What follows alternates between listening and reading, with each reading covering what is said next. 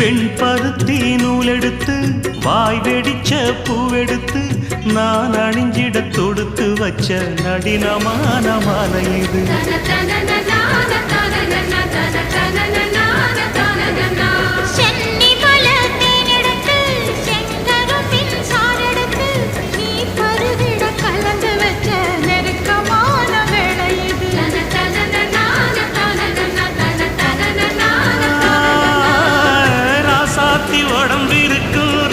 துணி நானாக அன்னாடம் சூடிக்கொள்ள ஆசை வச்சாகாதா.